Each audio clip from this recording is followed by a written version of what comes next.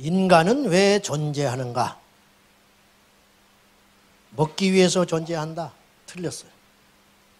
사람답게 살기 위해서 존재한다. 그것도 틀렸어요. 사람은 왜 존재하느냐? 철학책, 어떤 뛰어난 선인의 이야기, 그 답 아니에요. 성경에 답이 있어요. 성경에 사람은 왜 존재하느냐? 이사야 43장 21절. 시작. 이 백성은 내가 나를 위하여 지었느니 나를 찬송하게 하려 함이니라. 오해하면 안 돼요. 우리는 만든 분이 있다는 거예요.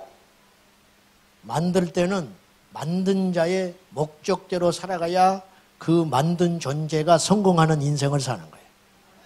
컵을 만들었는데 컵의 구실을 못한다. 자리만 차지하고 있어요. 그러면 깨버리는 거예요. 아무리 좋아도 필요가 없어요. 쓸모없는 인생이 되는 거지. 사람을 만들었는데 평생 화장만 하다가 죽어. 평생 화장만 하다가 죽었다. 사람을 만들었는데 평생 운동만 하다가 죽었어. 사람을 만들었는데 평생 정치판에만 기웃거리다가 죽었다. 사람을 만들었는데 평생 자식 키우다가 바짝 늙어서 죽어버렸어. 그건 틀린 거라는 거예요. 하나님이 우리를 만드실 때는 목적이 있는데 유일한 목적, 그건 뭐냐? 이 백성은 나를 위하여 내가 지었는데 나를 찬송하게 하려고 지었다. 그러니까 찬송하고 우리 인생을 마감하면 그 인생은 하나님의 목적대로 살아준 거라는 거예요. 찬송이라는 말을 시야를 좁혀가지고 입으로만 이번 주부터 내가 찬양돼야겠다. 그게 아니고 우리의 삶의 모든 영역에서 죄송하지만 말 못하는 분도 찬송하는 인생을 살 수 있어요.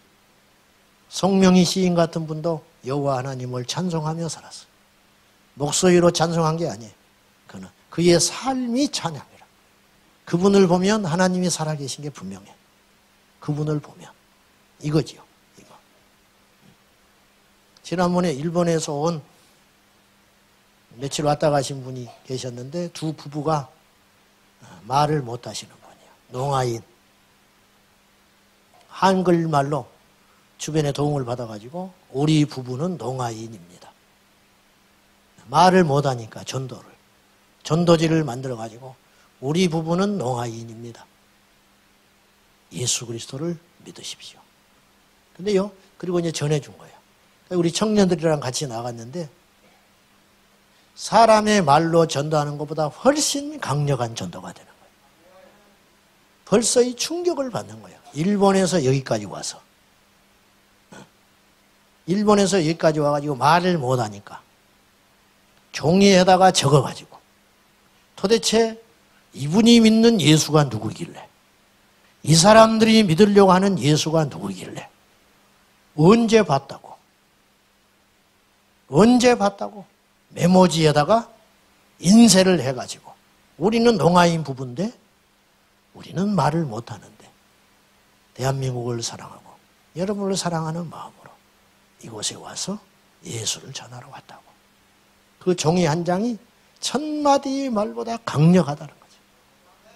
그러니까 찬양이라는 것은 이 말로만 하는 것이 아니라는 거죠. 자, 즉 우리 인간이 찬송하지 않으면, 우리 인생이 예배하지 않으면, 워십, 예배하지 않으면 우리는 존재 자체가 무의미하다는 거예요. 그래서 인생이 예배를 안 하니까 에너지가 쓸데없는 대로 쓰고 다니는 거예요. 기억하세요. 하나님이 우리를 부르신 것은 예배를 받기 위해서 우리를 창조하셨다. 근데 예배를 잃어버린 거예요, 인생들이. 예배를 잃어버렸기 때문에 그 남는 에너지와 시간과 힘을 가지고 죄를 짓기 시작하는 거예요. 여호와를 대적하기 시작하는 거예요. 그래서 우리 인생의 목적은 예배 자리로 돌아가는 것이다. 이거 잊지 마시기 바랍니다. 마귀의 입장에서 우리 교회와 성도들을 가장 공격하는 효과적인 방법이 있다면 그것은 예배에 대한 공격이다. 그렇게 볼 수 있어요. 예배가 무너지면요, 교회 무너집니다. 그래야 안 그래요? 예배가 무너지면 교회 끝장나는 거예요. 굉장히 많은 사람들이 모였는데 그곳에서 예배가 없어. 그건 교회 아니지. 교회 아니야. 예배가 무너지면요, 우리 성도들의 개인 삶이 다 무너져요.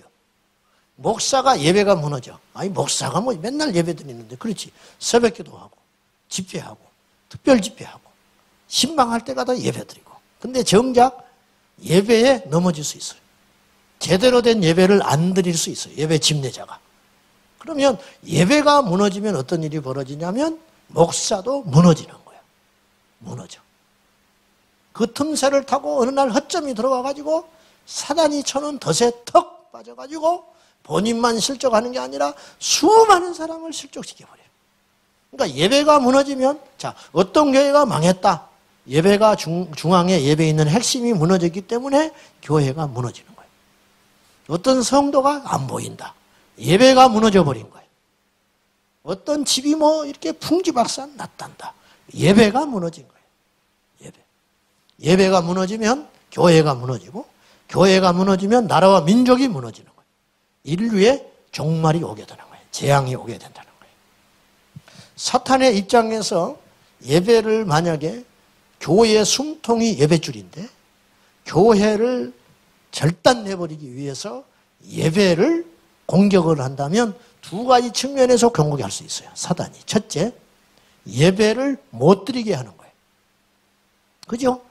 원수 마귀가 예배를 못 드리게 하는 거예요. 뭐 예배를 못 드리면 끝장난다니까요. 끝장나. 봉사를 하는데 예배가 안 되는, 그 사람이 예배가 실패해. 어느 날부터 영적으로 허점이 생겨가지고 팍 무너져 버리는 거예요. 팍 무너지는 거예요. 어느 날 집의 기둥이 폭삭 무너져 버렸어. 어제까지 멀쩡했는데. 아니요. 갑자기 무너진 게 아니야. 그 안에 흰개미가 구멍을 내가지고 썩어버린 거예요. 겉에만 테두리가 남아있었어요. 그냥 간신히 버티고 있었던 거예요. 간신히. 지난번에 우리 교회 차가 퍼져버렸어. 금요일 날 저녁에. 가지고 질질질 끌려왔어. 견인차에. 그 운전한 형제가 잘못한 게 아니에요. 이미 누가 운전해도 그날 그렇게 망가지게 돼 있었던 거예요. 왜? 내적으로 이미 야금야금 엔진에 문제가 생겼기 때문에 그날 결과가 나타난 것뿐이라는 거예요. 그죠? 그렇듯이 사단이 우리의 신앙을 공격하고 교회를 무너뜨리는 방법이 있다면 예배를 중단하게 해버리는 거예요. 예배를 막아버리는 거예요. 그런데 지금 북한의 예배를 방해해버리죠. 이슬람의 예배 못 드리게 하는. 사회주의 국가에서 예배를 죽기 살기로 막잖아. 근데 현실적으로 지금 2018년 3월 한국 교회 입장에서는 마귀가 예배를 대대적으로 막지는 못해요. 그죠? 주일날 교회 문 닫게는 못해. 그러면 어떤 전략을 쓰느냐? 두 번째, 마귀는 절대 포기할 줄 모르고 물러설 줄 모르는 아주 교활하고 간계한 자이기 때문에 마귀는 예배를 막을 수 없다면 어떻게 하느냐? 고춧가루를 푼다. 즉 예배 자체를 파괴할 수 없다면 두 번째 무서운 전략을 갖고 나올 수 있는데 예배를 변질시켜버리는 거죠.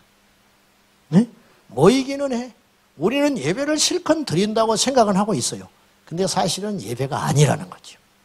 어떻게 된지도 모르게 우리는 예배도 아닌 예배를 속아서 드릴 수 있다는 거예요. 그런 예배를 첫날 만날 드려도 우리 안에 역사는 안 일어나는 것이죠. 그럼 오늘 우리가 실제적으로 받을 수 있는 사단의 공격은, 예배에 관하여 받을 수 있는 공격은 예배 자체를 방해하지는 못한다. 합법적으로 우리가 보호받고 있기 때문에 이제 언젠가 이 예배 자체도 이제 사단은 중단하게 하려고 최후의 발악을 할 거예요. 하지만 그 전에는 일단 우리가 예배하는 것 자체를 사단은 막을 수는 없을 것이다. 그러면 어떻게 하냐? 예배를 변질시킨다. 예배를 오염시키는 전략을 사탄은 지금 쓰고 있다는 거죠. 자, 변질되고 왜곡된 예배의 실상을 한번 살펴볼 필요가 있는데, 첫째, 변질되고 왜곡된 예배는 어떤 형태를 띠느냐면, 첫째는 인본주의적 예배가 됩니다. 오늘 저와 여러분이 읽었던 본문 출애굽기 32장 1절을 한번 다시 봅시다. 시작. 백성이 모세가 산에서 내려오미 더딤을 보고 모여 백성이 아론에게 이르러 말하되 일어나라, 우리를 위하여 우리를 인도할 신을 만들라. 이 모세 곧 우리를 애굽 땅에서 인도하여 낸 사람은 어찌 되었는지 알지 못함이니라. 이 1절에서 제일 많이 등장하는 단어가 있는데, 우리를 위하여 우리를 인도할 신을 만들고 우리를 애굽 땅에서 인도하여 낸 사람. 우리. 이게 뭐냐? 인본주의적 예배라. 금송아지를 만들게 된 동기가 무엇이냐? 우리가 죽었다 이거예요. 우리가 이 광야에서 방향을 잃고 우리를 이곳까지 데리고 왔던 모세는 보이지를 않은데, 우리가 살아야겠으니까 우리를 인도할 신을 만들어야겠다. 이게 예배의 동기였다는 거예요. 그러니까 이 예배는 이미 예배가 아닌 거예요. 우리를 위해서 예배하는 거예요. 우리를 위해서 모인 거라는 거예요. 여러분, 이 동기를 잘 살펴봐야 돼요. 믿음은 동기예요. 믿음은 동기라고. 이렇게 합시다. 그 말 자체는 틀린 말이 아니에요. 근데 그 속의 동기를 다듬어 봐야 돼. 그래서 하나님은 중심을 살피신다. 하나님은 동기를 본다니까요. 마귀는 틀린 소리 안 해요. 틀린 소리라면 누가 속아? 틀린 소리가 아닌 거예요. 방향이 틀렸어. 동기가 그릇된 곳에서 시작되는 게 사단의 책략이에요. 그래서 기도하지 않으면 당해요. 깨어있지 않으면 속는 거예요. 분별하지 않으면 우리가 넘어가기가 쉬운 거예요. 왜냐? 말씀을 갖고 덤벼드니까. 말씀 자체도 오염시킨다고. 예? 교회를 오염시키고 말씀을 오염시키고 기도도 오염시키고 예배도 오염시키는 거예요. 우리가 하고 있는 모든 행위에 영역을 넘나들면서 우리가 천국 가기 전까지는 사랑도 오염돼 버리는 거예요. 사랑이 오염되니까 음란이 돼 버리는 거예요. 무슨 말인지 아시겠죠? 그래서 인본주의적 예배는 바로 예배가 변질된 형태라, 그렇게 볼 수 있어요. 동기가 잘못되면 필연코 열매도 잘못 맺혀지게 돼요. 우리의 만족을 위해서 예배를 드립니까? 아니면 하나님의 만족을 위해서 예배를 드리고 있습니까? 레위기서 22장에 보면 여호와께 번제와 예물을 드릴 때 원칙이 두 가지가 있어요. 첫째는 흠 없는 것이어야 돼. 큰 거를 하나님이 주란 적이 한 번도 없어요. 많은 것을 바치라고 말한 적이 없어. 양도 좋고 소도 좋고 염소도 좋다. 형편껏, 심지어는 비둘기도 좋다. 비둘기도 두 종류가 있는 거예요. 산비둘기, 집비둘기. 집비둘기는 키운 거. 키운 거는 돈 주고 사야 돼. 아주 싸지만. 근데 사람이 없으려면 내가 하나님께 예물을 드리고 싶은데 비둘기 하나로 살만한 형편이 못 될 수 있다. 시장에서 파는 비둘기 하나도 내가 사서 드릴 형편이 없을 때가 있다 이거예요. 그때는 어떻게 하냐? 산비둘기를 잡아서 바쳐라. 그건 할 수 있어요. 마음만 있으면 할 수 있어요. 산에 올라가면 기도하고 하나님께 절실히 하나님께 울면서 나가면 비둘기가 기다리고 있다는 거죠. 나는 그거 믿습니다. 그런 식이잖아요. 그러니까 하나님은 비둘기든 소든 똑같아. 문제는 뭐냐?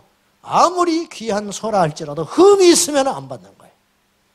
비둘기든 양이든 염소든 소든 전 재산을 드리든 하나님이 흠이 있으면 안 받아버린다. 두 번째 원칙, 받으시는 분이 기쁘시게 받아야 돼요. 이게 번제의 생명이에요. 내가 좋다고 드리면 안 돼. 이것을 받는 분이 기쁘게 받을 만한 시간, 기쁘게 받을 만한 장소, 기쁘게 받을 만한 재물을 드려라. 그분이 받으시기에 합당한 것을 드리는 것이 제사의 본질이라는 거예요. 예배도 마치려라. 구약의 제사가 예배라 친다면 하나님께 우리가 나갈 적에 흠이 없어야 되고 그분이 받으실 만한 상태로 드려야 그것이 참된 예배가 성립이 된다는 거죠. 하나님께서 기쁘게 받으시도록 우리를 위한 예배의 흔적들이 우리 곳곳에서 일어나고 있어요. 사실은 우리를 위한 예배, 이 관점으로 조금만 정신을 차려보면요, 우리가 얼마나 잘못된 예배를 드리고 있는가 무수히 보일 수 있어요. 예배가 시간이 됐는데 안 드려. 찬송 한 장 합시다 그런다고. 예배를 드려야 되는데 사람이 안 왔으니까 찬송이나 한 장 합시다. 찬송이나 한 장 하재. 김 한 장이냐 찬송 한 장. 올 때까지 기다려주는 거예요. 이게 뭐냐, 벌써 하나님의 입장은 철저히 무시되고 있다는 뜻이에요. 하나님의 입장은 무시되고 있어. 우리가 원하는 시간에 우리가 원하는 방식으로 우리가 결국 바벨탑을 쌓고 있는 거예요. 여러분의 예배는 제단이에요, 바벨탑이에요. 바벨이라는 말이 무슨 말인지 아세요?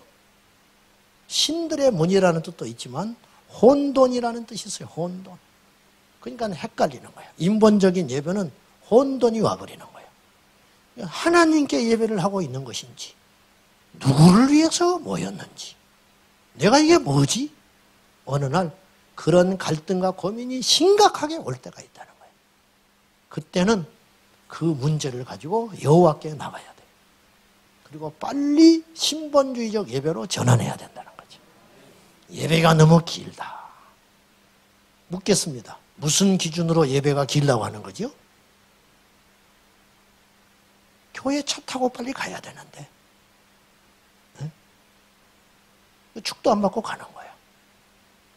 기도원에 가면 가장 흔하게 일어나는 현상, 뒤에 앉아 있다가 혹은 앞에 앉아 있다가, 은혜는 받아야 되니까 앞에 앉아. 축도하면 짐 싸. 눈 감으니까 전부. 그리고 식당에 가서 줄 서 있어. 왜냐? 기도원을 하도 오래 다녔기 때문에. 그리고 떡 서가지고, 야, 다행이다. 너네들은 모르는구나. 물정을 몰라. 기도원에 안 다녀봐서. 어떤 경우는 또 다른 사람 자리까지 잡아줘. 이게 뭐냐? 인본주의적 요소라는 거예요. 도대체 언제 우리는 바뀌어야 되는 거예요? 언제나 바뀔까요? 언제나. 설교가 너무 길다. 무슨 기준으로? 설교를 하나님 말씀이라 한다면서. 그럼 하나님이 말씀하신다. 사람을 통해서. 하나님이 너무 기네, 오늘은. 잔소리가 길어. 저것도 김집사 보고 또 하는 소리구만. 이게 뭐 인본주의적 생. 물론 설교자가 변질되고 타락할 수 있어요. 설교자가 자기 욕심과 지식을 자랑한다든지 어떤 사람을 공격한다든지 그럴 수 있어요. 그건 말할 가치가 없는 것이고, 그렇지 않는다고 친다면 무슨 기준으로 설교를 길다 짧다 말하냐고 말이에요. 우리 기준이잖아. 우리 기준. 찬양이 시끄럽다. 아이고, 찬양 끝나면 들어갈란다. 그 사람 예배에 실패한 사람. 물론 찬양 인도하는 이 뭔가가 잘못될 수도 있어요. 너무 지나치게 긴다든지 인도하는 자가 멘트가 쓸데없이 많다든지, 그거는 이야기를 해서 바꾸든지 조정을 한다든지. 그래도 안 되면 기도하는 것이 좋지. 밖에서 노닥거리고 있다가 찬양이 끝나면 들어오는 거야, 일부러. 나는 그런 사람 봤어. 우리 교회 말고 옛날에. 정말로 봤어. 버젓이 그걸 자랑스럽게 이야기하는 사람 나는 들었어요. 시끄러서 못 들어가겠다는 거야, 찬양할 때. 하나님이 기먹었니? 하나님이. 인본주의적 예배라. 가인의 예배를 주님이 거절했어요. 가인과 그 제사를 거절했죠. 그러니까 가인은 그 제물 자체는 문제가 있었던 게 아니에요. 자기네 삶의 예배에, 삶의 제사에 실패했기 때문에 하나님이 가인을 거절하는 표징으로 그의 제사를 거절하신 거예요. 사실은. 제사가 무슨 문제가 있었겠어요? 문제 없었다고 봐요. 가인 자체가 하나님께 거절당한 거예요. 자기의 삶의 예배에 실패했고 그 거절당한 것을 수용을 못했어요. 가인은. 그래서 분노했죠. 왜 그랬을까? 그 중심에 자기가 있었기 때문에 그래요. 가인이. 만약에요, 가인이 정말로 하나님 중심으로 제사를 드렸다면 가인은 거절당한 제사 앞에 통곡했어야 옳아요. 근데 가인은 그렇지 않았어요. 분노했어요. 왜 그러냐? 왜 내 제사를 거절하냐 이거예요. 내가 드리면 이 정성, 이 준비, 이 엄청난 것을 하나님께 드리면 하나님이 받아줄 줄 알아야지 왜 안 받냐는 거예요. 우리가 찬양을 드리면 하나님이 들어줄 줄 아셔야지. 우리가 기도하면 이렇게 열심히 땀 흘리고 헌신을 하면서 와서 기도를 하는데 하나님이 왜 내 기도를 안 들어줄까? 그것 자체가 발상 자체가 틀렸다는 거예요. 우리가요 밤새껏 기도하지만 하나님이 우리의 기도를 거절할 수 있어요. 거절하신다면 어떡할 거예요? 그것까지도 받아들이는 거예요. 아멘? 아멘에도 거절 안 해. 그냥 그렇다는 것이지. 밤새껏 기도해도 하나님이 거절하신다면 받아들여야 되는 거예요. 그것도 응답이라. 말의 모순 같지만. 그래요, 안 그래요? 그럴 수 있잖아. 어떡할 거예요? 그것이 뭐냐? 철저히 나의 결정권과 나의 권한을 쓰지 않고 이 모든 결정권과 권한을 누구한테 돌리는 것이다? 하나님께 드려버리는 것이다. 이것이 예배의 본질이다. 근데 이 예배에 실패한 거예요. 인본주의적 예배. 이사야 11장 1절 1장 11절 시작. 여호와께서 말씀하시되 너희의 무수한 재물이 내게 무엇이 유익하냐. 나는 수대양의 번제와 살찐 짐승의 기름에 배불렀고 나는 수송아지나 어린 양이나 숫 염소의 피를 기뻐하지 아니하노라. 왜 안 기뻐하는지 아세요? 너희들이 틀렸다. 하나님이 없어. 하나님께 드리는 재물이 아니야. 자기 욕망을 위해서 드리는 거예요. 이걸 드림으로 내가 복을 받아야지. 이걸 드림으로 나의 죄를 다 씻어야지. 그런 수가 있다는 거예요. 그런 숱한 제사를 우리 주님께서 절기 때마다 안식일 때마다 입에서 단내가 나도록 받으셨다. 그만해라. 나 안 기뻐해. 받지 않아. 필요 없어. 내가 죽을 지경이다. 하나님. 그 악하고 더러운 제사를 너희 입술로 주여 주여 외쳐대고 하나님께 송아지를 드리고 사람이 속이 하면 겉이 거창해지듯이 범죄한 사람일수록 큰 재물을 드렸을 거예요. 분명해요. 분명해. 불효자식이 부모가 죽은 다음에 제일 극성 떨고 운다고. 어머니 평소에 잘해라. 진짜 잘한 사람은 그렇지 않아. 평소에 찾아보지도 않은 것들이 돌아가시고 나면 그냥 장례식에 와서 난리를 떠는 거예요. 그렇듯이 하나님께 불의한 자일수록 더 엄청난 재물, 철저한 절기 하나님이 질려버렸다는 거예요. 진심이 빠진 제사, 인본주의적 제사 받지 않는다. 사람을 경배하는 제사, 사람을 경배하는 제사 하나님 받지 않는다. 묻겠습니다. 앞으로 절대로 당부하는데 어떤 일이 있어도 하나님께 나올 때는 주님께 중심을 두고 예배에 오는 목적이 주님 때문에 오는 거예요. 책망도 받아들이는 거예요. 주님이 나를 꾸짖으시는구나. 위로도 받아들이는 거예요. 예배가 길어도 상관없어. 예배가 짧아도 괜찮아. 아, 오늘 주님이 좀 바쁘신갑다. 예배가 짧은 거 보니까.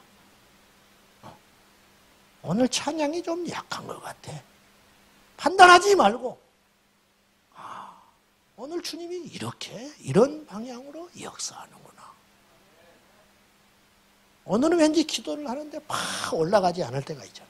솔직히 그렇잖아. 뭐라고 표현을 해야 할지는 모르지만 기도도 준비도 안 되고 그냥 무심코 왔는데 팍 터져가지고 하나님께 그냥 쫙 올라가는 기도가 있는가 하면 오늘은 정말 내가 응답을 좀 받아야겠다. 그리고 준비를 하고 왔는데 나름대로 철저히 준비하고 왔는데 기도가 걷더라. 목소리만 아프고 다른 생각만 들어오고 그럴 때가 있잖아. 그것까지도 받아들이는 거예요. 그것까지도. 설교자가 욕심이 있어요. 설교를 잘하고 싶은 욕심이 있어요. 안 될 때가 있어요. 잠 못 자요. 모래 씹은 것 같아요. 피곤해서 잠이 안 오는 게 아니고 내가 좀 더 기도했어야 되는데, 내가 좀 더 철저히 준비했어야 되는데, 하나님께 내가 기도를 하지 않았더니, 하나님을 그렇게 내가 구하지 않았더니 그 원근 각지에서 모여있는 성도들 오늘 얼마나 실망하고 갔을까? 그것도 내려놔야 돼. 주님이 하신 일인데, 주님이 하신 일인데 우리가 무엇이라고? 인본주의적 예배를 빨리 청산해야 된다. 두 번째, 변질되고 왜곡된 예배는 기름 부음이 없는 예배를 드리고 있다는 거예요. 기름 부음이 없다. 여러분 기름 부음이라는 말을 많이 들어봤죠? 네? 기름 부음. 옛날에는 이런 말을 안 썼어요.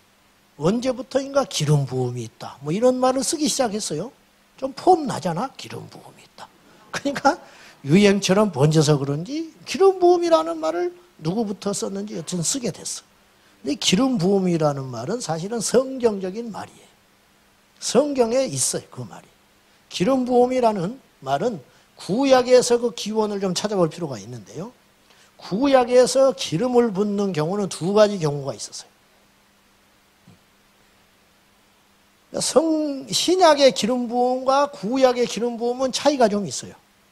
구약의 기름 부음을 먼저 잠깐 이야기를 하자면, 구약의 기름을 붓는다 할 때는 두 가지 경우인데 아시다시피 첫째는 직분에 대한 구별로서 기름을 부었어요. 왕, 제사장, 선지자. 그래서 기름을 머리에 부어. 그러면 이 사람은 이제부터 왕이 되는 거예요. 이제부터 이 사람은 제사장이 되는 거예요. 이제부터 이 사람은 선지자가 되는 거예요. 그리고 내가 끝날 때 내 임무가 다 마칠 때 다른 사람에게 또 기름을 부어주는 거예요. 그때 기름을 부어진다 해서 관유라고 그래요. 관유. 붓는 그 쓰여지는 기름을 관유라고 그래요. 출애굽기에. 그 관유를 부어주는 거예요. 그래서 직분을 구분하는 거예요. 두 번째는 어떤 경우에 해당되냐면 여호와께 드리는 성물. 이게 원래 평범한 물건이었는데 이제부터는 하나님께 쓰여져서 하나님의 성전에서 성막에서 쓰여질 운명이 됐다는 거예요. 그러면 그때 거기다가 기름을 부어요. 그래서 구분하는 거예요. 그러니까 구약의 기름 부음이라는 말은 구분된다는 개념이 강해요. 구분되어지는 거예요. 자, 오늘 우리가 이 자리에 모였어요. 이 자리에 하나님께서 이 시간을 구분시켜주는 것이 기름 부음이에요. 우리 이 모임을 하나님께서 구분 지어주는 거예요. 그것이 기름 부음이에요. 근데 구별되지 않으면 이 시간에 우리는 그냥 모인 집회하는 것밖에 안 되는 거예요. 설교가 하나님의 기름 부음이 없으면 설교가 아니고 강연이 되는 거예요. 강연. 교회에 기름 부음이 없으면 교회가 아니에요.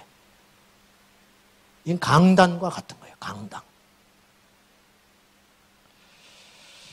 즉 기름 부음이란 구별시킨다는 말이고 오직 주님만을 위해 존재하고 그분만을 위해서 사용되어진다는 의미예요. 기름 부음이 없는 교회란 곧 성막은 텐트에 불과하고 기름 부음이 없는 교회는 예배당은 건물에 불과해요. 인간의 모임 이상도 아니에요. 기름 부음이 없는 찬양은 노래, 기름 부음이 없는 기도는 이방신들이 중얼거리는 그 중얼거림과 다를 바 없어요. 주문과 다를 바가 하나도 없는 거예요. 네. 자, 기름 부음이라는 말은 신약에 오면 요한일서 2장 20절에 보면은 한번 읽어봅시다. 시작. 너희는 기름룩하신 자에게서 기름 부음을 받고 모든 것을 아느니라. 여기서 기름 부음이라는 말은 현대어 성경에는 이렇게 표현을 했어요. 성령으로 표현. 너희 거룩하신 자에게서 성령을 받아서 모든 것을 아느니라. 그래서 신약의 기름 부음은 성령의 임재를 의미해요. 성령의 임재. 우리 속에 기름 부음이 있는 사람, 성령의 역사가 있는 사람, 기름 부음이 있는 예배자, 기름 부음이 있는 봉사자. 근데 기름 부음이 없다. 기름 부음이 없는 예배자는 하나님의 임재가 안 나타나는 거지. 당연하게 그러는 거죠. 육의 사람이, 세속적인 사람이 성령이 강하게 역사하는 현장에 못 견뎌. 뛰쳐나가 버려. 이해를 못해. 그래서 영의 일은 영적인 것으로만 풀어지는 거예요. 반대로 성령의 사람, 영의 사람은 육의 사람들이 모이는 데를 못 견뎌요. 영은 영에게 말하고 혼은 혼에게 말한다. 그래서 영적인 사람은 영적인 것과 통하는 것이고 혼적인 사람은 혼적인 사람이 얘기하는 거예요. 혼적인 이야기를 막 하면 머리가 아파버려요. 영적인 거. 말하기가 싫은 거예요. 영적인 대화를 막 하는 사람은 혼적인 사람이 오면은 답답하고 이해를 못해. 그래서 함께 못하는 거예요. 부부도 안 돼. 부부도 대화가 안 되는 거예요. 영적인 사람과 혼적인 사람이 같은 교회를 다니고 둘 다 못돼 신앙이고 기도를 하는 것 같지만 결정적일 때는 안 돼. 합함이 안 되는 거예요. 판단하지 않은 게 아니고. 그렇듯이 기름 부음이 있는 예배와 기름 부음이 없는 예배는 함께 공존을 못하는 거예요. 저는 필생의 소원이 있는데 기름 부음이 있는 예배, 하나님이 구별하신 예배, 몇 명이 모였느냐, 그날 뭐 어떤 일이 있었느냐, 그건 하나 중요한 게 아니에요. 그게 중요한 게 아니고 하나님의 하늘의 문이 열려서 임재가 충만하고 가득한 예배를 드릴 수 있다면 저는 모든 것을 헌신할 수, 희생할 수 있어요. 정말이에요. 왜? 그것보다 큰 기쁨이 없기 때문에.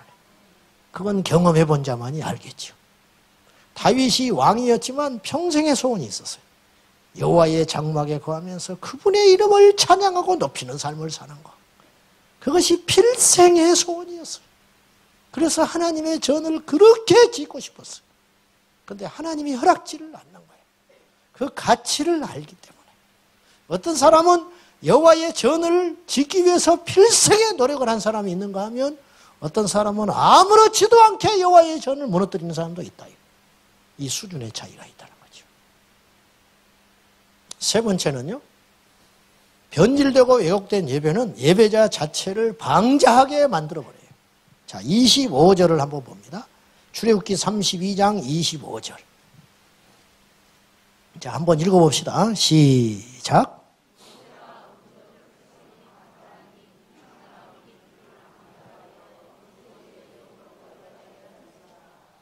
모세가 산에서 내려왔는데 백성이 방자한 상태가 돼 있었다. 왜냐?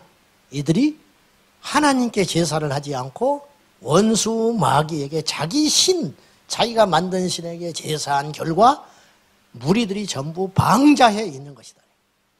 이게 바로 그릇된 예배의 모습이라는 거예요. 여기서 방자하다는 말은 현대어 성경에는 뭐라고 표현을 했냐면 걷잡을 수 없이 난잡해 있었다. 그런 뜻이에요. 무질서하게 만들고 교만하게 만들고 변질된 예배는 예배에 참여하는 자를 더 망가지게 한다. 그러니까 하나님의 기름 부으심이 없는 진정한 예배 가운데 나가지 못하고 그런 예배가 있다 할지라도 자기의 심령을 열지 못하여 두 손 들고 항복하지 못한 상태의 사람은 10년, 20년, 30년 예배를 드려도 예배를 드릴수록 망한 인생이 된다는 거예요. 예배를 드릴수록 판단을 해. 예배를 드릴수록 교만해지고 예배를 드릴수록 하나님을 대적하는 자의 편에 서게 된다는 거예요. 지금 이 시대에 누가 하나님을 대적해요? 세상 사람들이 대적하는 것 같죠? 누가 하나님을 아프게 하고 있다고 생각하세요? 아니에요. 기름 부음이 없는 목자들이 하나님을 아프게 하고 있고 기름 부음이 없는 예배자들이 하나님의 심장을 칼로 찔러대고 있는 거예요. 더 방자해지는 거예요. 더 교만해지는 거예요. 이들이 방자한 상태가 되어 있었다는 거죠. 설교자는 자신의 지식을 자랑하고 자신의 교만을 자랑하고 찬양하는 자는 자신의 노래를 자랑하고 회중들은 각자 자신의 입장에서 그 메시지를 듣고 각자 다른 하나님을 자기가 만든 신을 숭배하고 있는 이 시대의 예배가 혹시 우리 교회 예배는 아닌가? 이것이 바꿔지지 않는 한은 진정한 구원과 회심과 부흥은 일어나지 않는다. 아멘입니까? 이 시야를 가지고 우리 교회를 보십시오. 얼마나 심각한지. 이 시야를 가지고 한국교회를 보십시오. 이 시야를 가지고 부흥회를 보십시오. 얼마나 부흥회가 망가졌는지, 얼마나 집회가 망가져 있는지, 얼마나 예배가 병들어 있는지 보시라고. 보시라고. 죄송하지만 하나님의 선지자인지 아니면 이방 종교의 지도자인지 천박스럽기가 그지없고,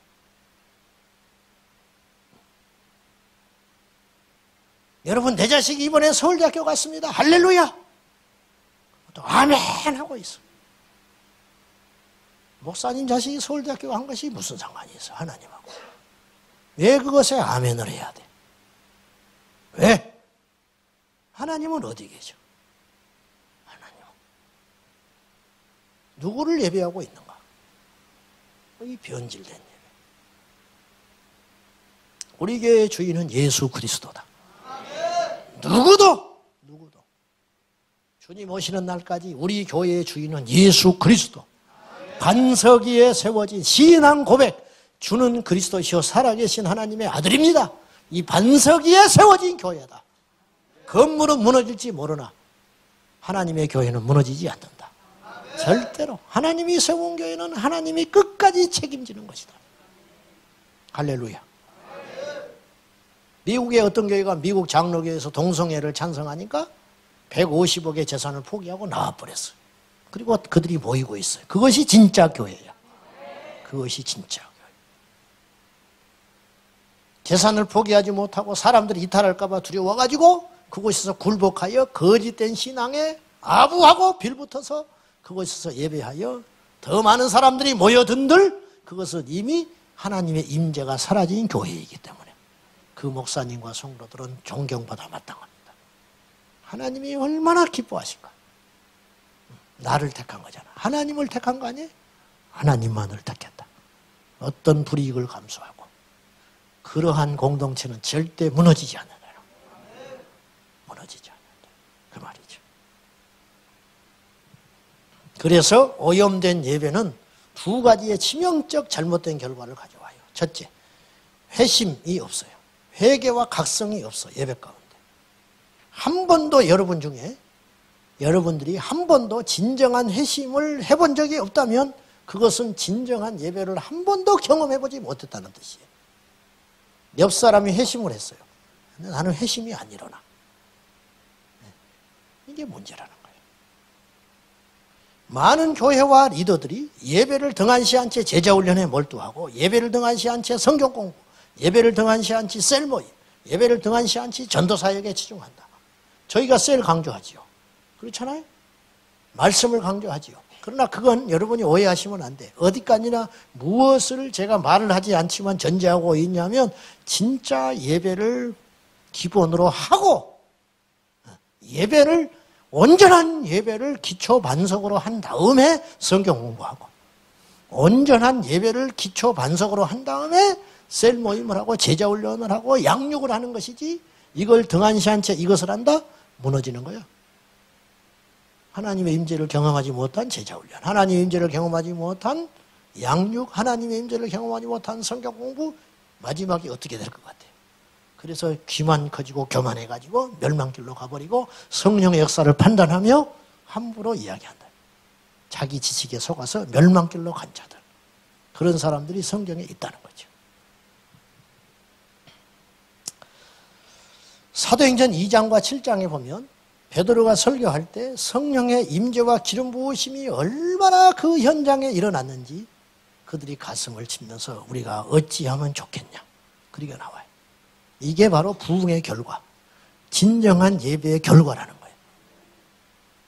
사도행전 7장에 스데반의 설교를 들었던 그들이 큰 소리를 지르며 귀를 막고 귀 막아버린 거예요.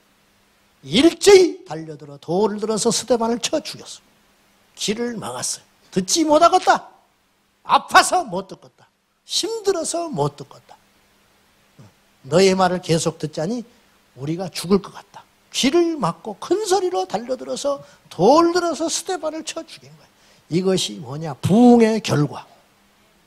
제가 자주 이야기했지만 미국에 제가 잊어버렸어요. 어떤 교회 목사님 얼마나 강력하게 메시지를 던졌는지 미국은 총기 휴대가 가능하니까 설교 시간에 총을 쏴버렸어.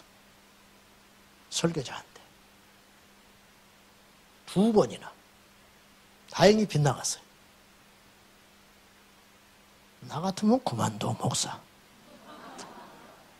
근데 이분은 어떻게 했냐? 방탄유리를 앞에다 세우고 설교하는. 해보자. 누가 이기나 사나. 회개하고 팍 깨져가지고 죽게로 돌아오든지 아니면 핍박을 하고 돌 던지고 도망을 가든지. 이것이 뭐냐? 성령의 역사다. 스데반의 사역이 실패한 게 아니에요. 베드로가 3,000명, 5,000명을 돌아왔으니까 했으니까 베드로는 설교를 더 잘한 것이고, 아이고 스데반은 좀 지혜롭게 설교를 하지. 아니요. 둘 다 하나님의 기름 부음과 임재가 있었던 거예요. 둘 다. 바로 그것이. 1741년 6월 8일은 교회사적으로 유명한 날입니다. 1741년 6월 4일 엠필드라고 하는 지역에서 조나단 에드워즈, 미국의 조나단 에드워즈가 진노하신 하나님의 손에 붙들린 죄인들이라는 교회사에 남는 필적한 설교를 했어요. 마이크도 없어요. 모인 회중들 앞에 진노하신 하나님의 손에 붙들린 죄인들, 이런 유명한 설교를 했어요. 하나님은 그 설교의 요지는 이거였어요. 하나님은 악한 자를 언제든지 지옥에 보낼 준비를 하고 계시다. 그 준비가 이미 끝났다. 어떤 노력에도 여러분들은 지옥의 판결을 피할 수 없을 것이다. 그 소리를 듣고 청중들이 벌벌벌벌 떨어버렸어요. 벌벌벌벌벌. 예배가 집회가 끝났는데 집에 돌아가지를 못했어. 그것이 뭐냐? 기름 부으심이다. 회개와 각성을 일으키는 예배. 이것이 하나님의 임재가 가득한 예배라는 거예요. 예배는 졸리고 판단을 하고 다른 생각으로 꽉 차 있고, 설교가 끝나 예배가 끝나고 집으로 들어갈 때 교제가 없고 냉랭한 가슴을 안고, 설교하는 사람도 기대를 안 하고 예배에 참석하는 성도들도 기대감이 없이, 아휴 오늘 안 오면 또 전화 오겠지 교회에서, 내가 가서 자리라도 채워야지. 그런 마음으로 죽어버린 예배를 이 땅에 얼마나 우리가 많이 드리고 있느냐. 가슴 아픈 일이라. 모든 부흥과 변혁의 중심에는 예배가 있었다는 걸 기억하셔야 돼요. 예배가 회복이 되어야 교회가 회복이 돼요. 교회가 회복이 돼야 성도가 회복이 되고, 성도가 회복이 돼야 이민족이 다시 일어나게 되는 것이죠. 예배가 망가져버리면, 사단이 공격을 해가지고 예배를 무너지게 하고 망가지게 하면 죽을 지경이 되어도 예배를 드리는 자는 살아나요. 힘들어도 예배를 드리는 자는 살 길이 열려. 죽더라도 스데반처럼, 스데반은 예배하다가 죽은 거 아니에요. 할렐루야. 스데반은 예배하다가 죽었잖아. 그것도 설교를 듣고 죽은 게 아니라 설교를 하다가 죽었으니 그보다 영광스러운 자리가 어디 가요. 예배를 드리다가 설교를 하다가 하나님 앞에 들림받아 갔는데, 이 사건이 얼마나 우리 주님을 감격스럽게 했는지 보호자에서 일어나셨다. 봐라 봐라. 천사들한테. 그리고 맞아주시려고 올라와라. 얼른 올라와라. 저 소망 없는 저 죄인들의 땅에서 너 그만 고생하고 와라. 와라. 스데반이 실패한 것 같지요. 바보같이 죽은 것 같지요. 돌로 때려 죽인 사람들은 마땅히 하나님이 그를 심판하여 죽였다고 말할 것 같을지도 몰라. 율법주의자들. 이단으로서 죽여버린 거예요. 그러나 영적인 실상은 그렇지 않았어요. 여러분 눈을 뜨고 봐야 돼. 엄청나게 많은 사람들이 수십억의 파이프 오르간을 통해서 냉난방이 잘된 첨단 시설 속에서 수십억의 음향 장비를 들여가지고 그 속에서 정말로 경건한 듯이 앉아서 바늘 하나도 떨어지면 소리가 들릴 만큼 경건한 그곳에서 숨죽여서 예배를 드리고 있지만, 그곳에 하나님의 임재가 없다면 그 예배는 변질된 예배다. 북한의 지하에서 두세 명이 숨을 죽여가면서 이 예배를 드리다가 내가 죽을 수 있다는 각오로 들키면 죽는 거예요. 세례받다가 죽으니까 실제로. 그 마지막 두근거림으로 자기의 생명을 거는 예배자가 있다면 그 예배를 하나님이 얼마나 크게 받아주시겠냐고 말이죠. 우리 평생에 아직 우리에게 이런 환난이 없지만 이런 각오와 결단을 가지고 예배하는 저와 여러분 되시기를 축복합니다. 진정한 예배는 진정한 회심을 낳아요. 진짜 살아있는 예배는요, 회심을 낳아요, 회심. 각성을 낳아요. 통곡을 낳아요. 눈물을 낳아요. 나를 돌아보게 만들어요. 반드시 그렇게. 예배를 마치고 나면 우리 생각에 어떤 생각이 확 밀려 들어오냐 되냐면은 내가 이대로 살다가는 지옥 가게 생겼구나. 내 종착역은 지옥이구나. 여기까지 가야 돼. 여기까지. 매 시간마다 눈물 없이 어떻게 예배를 드리고 어떻게 두려움과 떨림이 없이 어떻게 예배를 마치고 아무 일도 없었다는 듯이 다시 일상으로 돌아갈 수 있냐고 말이에요. 나가면서 설교자에게 손을 붙들며 수고하셨습니다. 좋은 말씀 듣고 갑니다. 목사님 참 애쓰십니다. 그리고 가요. 나는 내 귀에 어떻게 들리냐면 그 소리가 이렇게 들려. 목사님 정말 이치에 맞는 말 잘하십니다. 근데 나는 이대로가 좋습니다. 목사님도 참 먹고 살려고 애쓰시오. 목사님의 설교에 감동은 받았는데 다 맞는 말인데 나는 나대로의 인생이 있다고. 다음 주에 또 아무 일이 없다는 듯이 또 봅시다. 나는 그렇게 들려. 각성과 회개는 그런 말 자체를 못하게 만드는 거예요. 조나단 에드워즈가 영국 웨스트민스터 교회에서 목회할 때, 설교할 때 제가 이야기했죠. 이분이 40년 목회사역, 설교사역을 마치고 사람들이 물었어요. 목사님은 몇 번이나 평생에 설교하셨습니까? 그렇게 물었어. 횟수를 물어본 게 아니라는 걸 알아요. 한 3번 정도 설교를 한 것 같소. 그랬어. 3번 정도 설교했다는 거예요. 그때는 어땠습니까? 눈이 반짝반짝해가지고 물어봤어. 그때는요, 나에게서 내가 빠져나갔어. 내가 설교를 하고 있는 동안에 바울이 3층천에 올라간 것처럼 웨스트민스터 성당, 성전, 꼭대기, 지붕, 예배당 천장 위에 자기가 자기를 보고 있더라는 거예요. 조나단 로이드 존스 목사님은요, 신비주의자가 절대 아니에요. 그분은 의사 출신이고요. 굉장히 이성적인 사람이에요. 가끔 가다가 조나단 에드워즈가 설교를 하면 성도들이 여러분 성경책 올려놓어 있는 그 책받침 있죠. 그것을 손으로 꽉 쥐고 예배 시작부터 끝까지 그걸 꽉 쥐고 예배가 끝나고 나면 손이 풀어졌는데 손에서 땀이 났다는 거예요.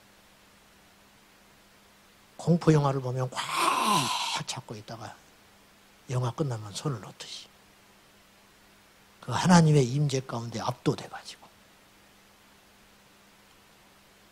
목사님은 몇 번이나 설교했어? 나한테 물어보면 나는 한 번도 안 했다. 나는 올라간 적이 없어. 부끄럽지만. 이분이 표현을 그렇게 한 거예요. 나는 부러워요. 그 성도가 부럽고 그 목회사역이 부러운 거예요. 우리가 그런 걸 흉내낼 필요도 없고 그분의 그 받았던 기름 부음과 임재가 동일하게 나타날 리는 없겠지만 우리도 그러한 사모함, 그러한 어떤 열정, 그러한 어떤 마음들, 그런 갈급함이 우리 안에 있어야 한다는 거지. 그래서 오염된 예배는 치명적으로 하나님의 일하심이 전혀 나타나지 않아요. 성도는 두 종류가 있어요. 자기 힘으로 하나님을 믿는 사람이 있고 하나님의 능력으로 하나님을 믿는 사람이 있어요. 여러분은 어떠세요? 두 가지가 있다 이거예요. 어떤 사람은 사람 냄새가 나. 어떤 사람은 하나님의 임재가 느껴져.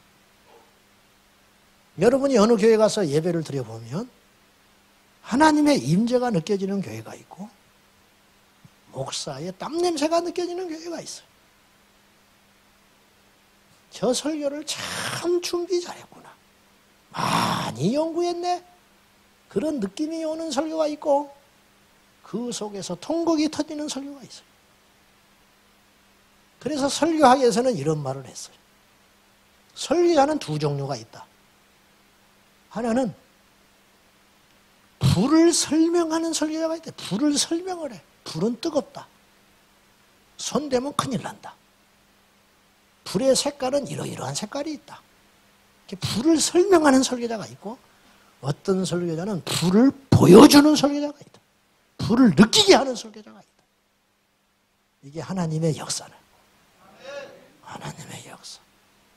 성령을 설명하는 교회가 있고 성령의 임재 가운데 들어가는 교회가 있다. 말주변머리가 없어도 상관없고 길이가 어찌고 상관없고 장소도 상관없고 모인 회중이 상관없다. 우리가 꿈꾸는 예배, 우리가 나아가야 할 예배는 이런 예배여야 된다는 거예요. 엘리야의 제단, 불이 임했죠. 하나님의 일하심이 확 보이는 거예요. 솔로몬의 일천번제 후에 하나님의 응답을 받아요. 오순절날 120명의 초대교회 사도들과 성도들이 모였을 때 급하고 강한 성령의 역사, 불같이 바람 같은 그런 성령의 역사를 경험하게 되는 거예요. 이게 뭐냐? 이게 살아있는 예배의 결과라는 거죠. 여러분, 우리가 이런 교회가 돼야 된다는 거예요. 이런 예배 공동체가 돼야 된다는 거예요. 우리 생애 가운데 이런 예배 공동체가 돼요. 그 속에서 각성이 일어나고 그 속에서 회개가 일어나고 그 속에서 치유가 일어나고 그 속에서 진정한 사랑이 일어나고 그 속에서 하나님을 향한 진정한 하늘 사람들로 만들어져 간다는 거죠. 마지막으로 이제 우리는 어떻게 해야 되냐? 목마른 예배자가 돼야 돼. 시편 42편 1절 시작. 하나님이여 시작. 하나님이여 목마른 사슴이 시냇물을 찾기에 갈급함같이 내 영혼이 주를 찾기에 갈급하나. 시편 84편 1절과 2절 시작. 만군의 여호와 주의 장막이 어찌 그리 사랑스러운지요. 내 영혼이 여호와의 궁정을 사모하여 새약하며 내 마음과 육체가 살아계시는 하나님께 부르짖나이다. 여러분, 하나님을 사랑해서 새약해버린 거야. 막 상사병 걸려가지고 주님이 보고 싶어서 견디지를 못하는 거야. 토요일날 잠이 안 와. 토요일날 잠이 안 와. 주일 아침에 눈 떠가지고 아이고 좀 자야 되는데 어떤 놈이 예배를 만들었을까? 오늘 하루 쉬면 안 될까? 아이고 죽겠네. 완전히 다른 거예요. 잠이 안 오고 밥이 안 넘어가고 일이 손이 안 잡히고 그냥 궁둥이가 들썩들썩 금요일이라 오늘 금요일 들썩들썩하고 왜 그래? 아니야 그냥 있어. 온 집중, 온갖 관심이 오늘 예배에 초점이 맞아요. 팽팽한 긴장감과 사모함으로 누가 설교를 하는지 어디 뭐 상관없어. 그냥 주님이 줘. 주님이 귀한데 교회가 싫다? 말이 되는 소리야. 주님이 귀한데 예배가 싫다? 말이 되는 소리야. 거리가 멀고 주차장이 없고. 목사님 가끔 이런 사람이 있어요. 왜 주일날 안 보여요? 전화. 요새 철야 때 안 옵니까? 목사님, 내가 직장 끝나고 오면 철야 시간이 딱 9시. 빨리 못 와요, 오고 싶어도. 근데 와서 차를 가지고 빙빙빙 돌다가 찾을 데가 없어서 돌아갔어요. 정말로 예배를 사모하면 찾을 데가 없어서 빙빙 돌다가 돌아갈 수 있을까? 어떻게든지 대고 걸어오지. 어떻게든 대고 돌아올 거 아니에요? 들어올 거 아니에요?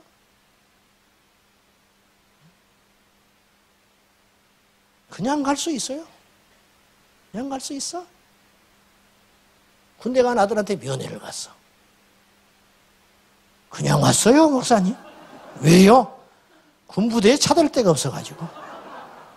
그런 부모는 한 명도 없어. 정신병자 나있지. 근데 예배당에 왔는데 차댈 데가 없어 빙빙 돌다가 갔다. 주님 아시죠? 참고 바랍니다. 그러거든. 네, 여기까지 왔어. 왔다 간 사람이요, 적어도.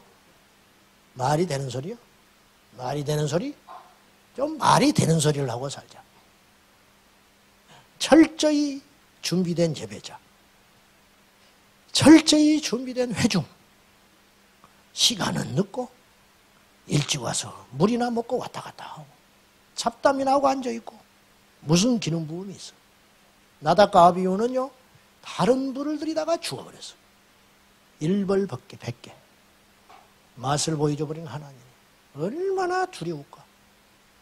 우리가 구약에 안 태어나는 걸 감사하기 바랍니다. 구약에 태어났으면 나는 젠장 죽어버렸어. 젠장. 어디 화장실을 갔다가 손도 안 씻고 와서 설교를 해? 어디 예배당에 커피를 마셔가면서 어떻게 껌을 씹어가면서 예배를 드려? 입에 딱 붙어버려. 예배 끝나고 이빨이 다 빠져버렸어. 막 이런 일이 몇 번 일어나 버려야 겁을 먹어서.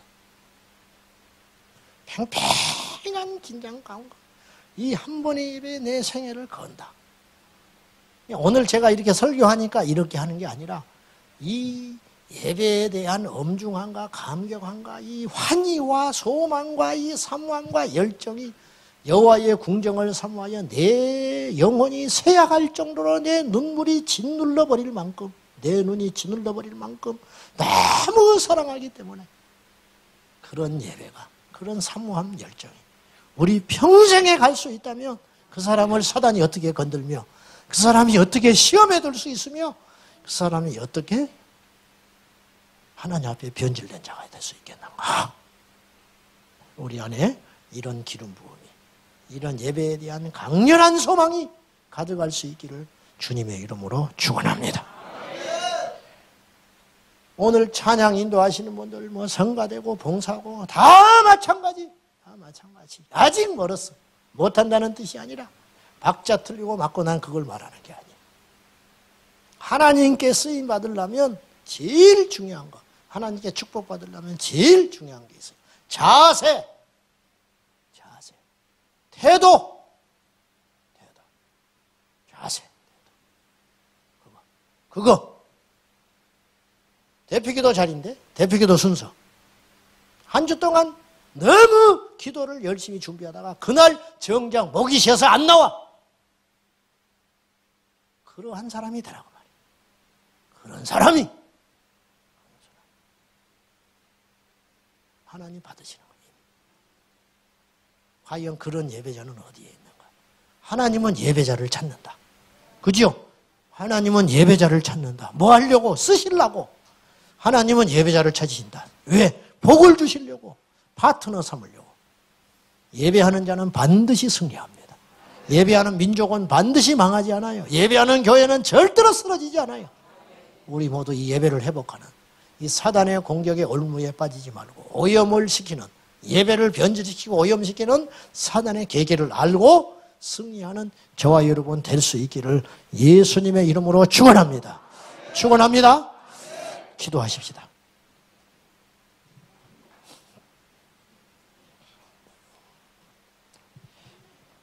하나님 아버지, 우리가 진정한 예배자가 되게 하여 주십시오. 예배를 변질시키고 오염시키려고 하는 사탄의 올무에 빠져서 허우적거리지 말고 주여 우리 평생에 진정한 예배자가 되게 하시고 어떠한 경우에도 하나님께 대한 예배는 중단되지 않게 하여 주옵소서. 주여 우리 교회 주님 오시는 날까지 존재하는 그 시간까지 진정한 예배가 끊어지지 않게 하여 주시고 새벽마다 저녁마다 밤마다 때마다 시절마다 하나님께 드리는 크고 작은 모든 예배가 하나님이 기뻐하는 산 제사가 되게 하여 주옵소서. 오늘 또 하늘의 문을 활짝 열어주시고 예배자 위에 응답하여 주옵소서. 예수님의 이름으로 기도하옵나이다. 아멘. 자, 우리 찬양하고요.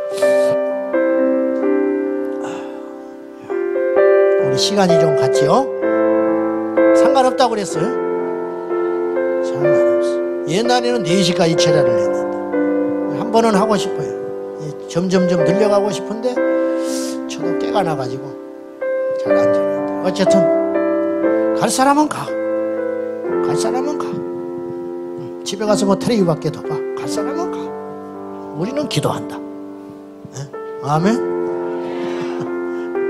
자, 우리 찬송해요. 우리 함께 고백하며 나아갑니다. 무너진 단을 수축하게 하십시오. 우리에게 소원 하나 있네. 주님 다시 오실 그날까지 우리 가슴에 새긴 주의 십자가 사랑, 나의 교회를 사랑케 하네. 주의 교회를 향한 우리 마음,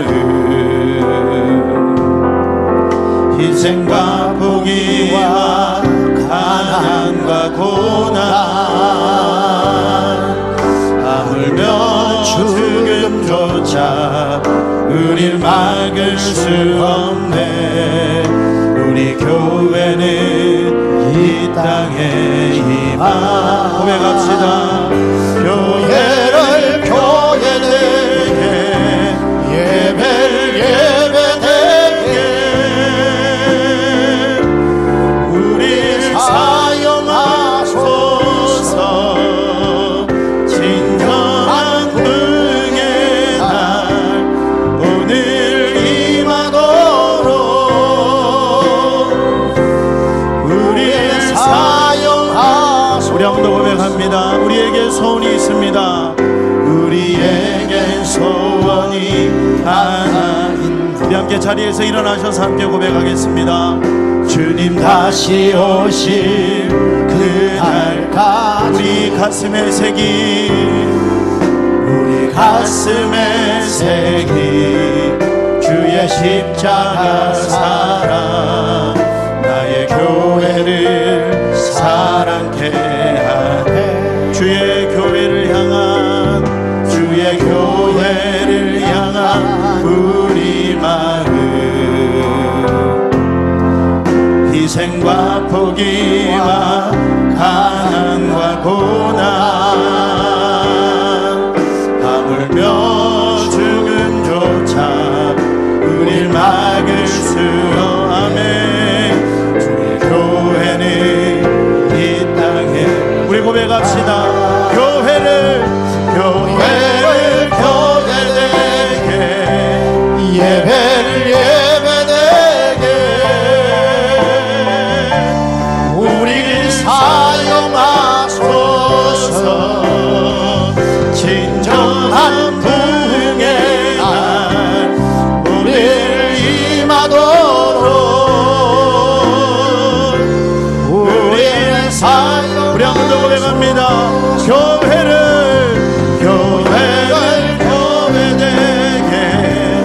예배를 예배되게 우리를 사용하소서. 진정한 부흥의 날 오늘 임하도록 우리를 사용하소서. 우리 한 번 더. 우리에게 소원이 있습니다. 주님 무너진 단이 수축해지게 하시고 엘리야의 심정을 부으셔서 하나님 무너진 제단이 회복되는 역사가 일어나게 하여 주시옵소서. 예배의 회복이 일어나게 하여 주시옵소서. 우리 가슴에 주의 십자가 사랑, 나의 교회를 사랑케 한 주의 교회를 향한 우리 마음, 희생과 포기와 반항. 우리 믿음으로 고백합시다. 하물며 죽음조차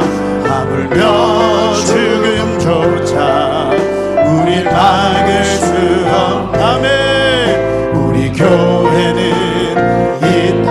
우리 주님 앞에 두 손 높이 들고 하나님 교회를 교회되게 예배되게 우리를 사용하소서. 진정한 불의 날 오늘 임하도록 우리를 사용하소서. 교회를 교회되게 교회를 교회되게 예배를 예배되게 우리를 사용하소서. 진정한 불의 하나님 오늘 임하도록 우리를 사용하소서. 성령 안에 예배하리라. 성령 안에 예배하리라. 아멘. 자유의 마음으로 사랑으로 사역하. 교회는 생명이니 교회는 생명이니 교회를 교회되게 예배되게 우리를 사용하소서. 우리를 사용하소서. 진정한 불의 날 오늘 임하도록 성령 하나님 우리 한 번 더 고백합니다. 성령 안에 예배하리라. 성령 안에 예배하리라. 자유의 마음으로 사랑으로 사역하. 선포합시다. 교회는 생명이니 교회는 생명이니 교회를 교회되게 예배를 예배되게 우리를 사용하소서. 우리를 사용하소서. 진정한 불의 날 오늘 임하도록 우리 마지막으로 믿음으로 교회를 교회되게 예배되게 우리를 사용하소서. 진정한 불의 날 오늘 임하도록 우리를 사용하소서. 할렐루야 할렐루야 할렐루야. 무너진 예배의 재단이 수축되게 하여 주시옵소서. 눈물이 메말아버린 이 재단 가운데 성령님 다시금 눈물의 재단이 회복되게 하여 주시옵소서.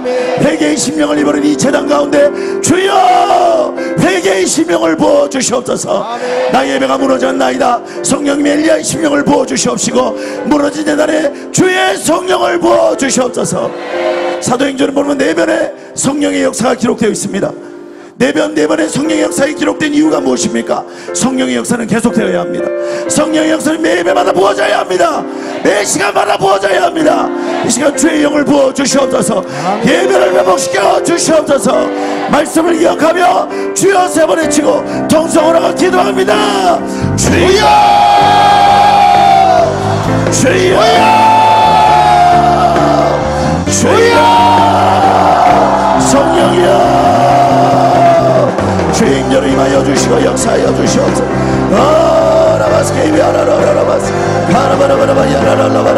주의 예배 회복되기 원합니다. 주의 예배 회복되기 원합니다.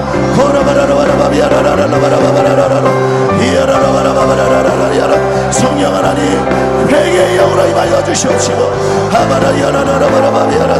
바라바라바라바라 야랄라바라바라 히야라라바라바라라라라 야라다 가야바바바바 히야라라바라바라라 야라랄라바라바 아바라가 야라라바라바라라라바 히야라라 야라라 야라라 야라라 야라라 주님 역사하소서 히야라바라바라바라바라바라바라바라 심령을 부어주시옵시고 눈물의 자들이 회복되게 하여 주시옵시고 하나님 아버지 하나님 아버지 히야라라바라바라 주여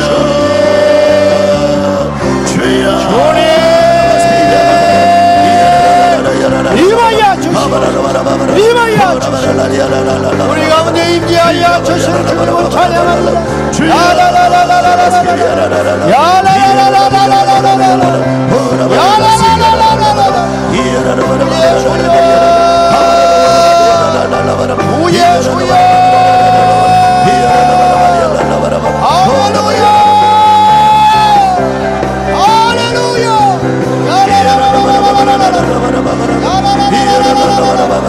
회복되게 하여 주시옵소서. 회복되게 하여 주시옵소서. 아버지의 역사를